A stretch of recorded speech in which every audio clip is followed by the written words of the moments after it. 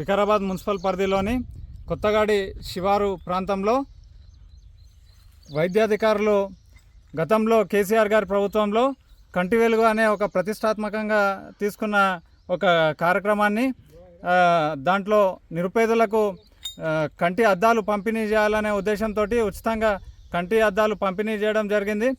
దాంట్లో భాగంగా అందులో మిగిలినవి సరిగా పంచనివి వైద్యాధికారులు ప్రభుత్వ ధనాన్ని వృధా చేస్తూ ఈరోజు ఇక్కడ మున్సిపల్ ప్రాంతంలోని ఈ చెత్త కుప్పలో పడేయడం మనం చూస్తూ ఉన్నాం. ఇంత దుర్మార్గమైన చర్యకు పాల్పడ్డ వైద్యాధికారుల పైన జిల్లా కలెక్టర్ చర్య తీసుకోవాలి. అదేవిధంగా ఈ రేవంత్ రెడ్డి ప్రభుత్వంలో ప్రజాధనాన్ని ఎలా వృధా చేస్తున్నారు అనేది మనం దీన్ని చూసి గమనించవచ్చు. కాబట్టి వెంటనే జిల్లా కలెక్టర్ గారు సంబంధిత అధికారులపైన చర్య తీసుకోవాలని డిమాండ్ చేస్తూ ఉన్నాం.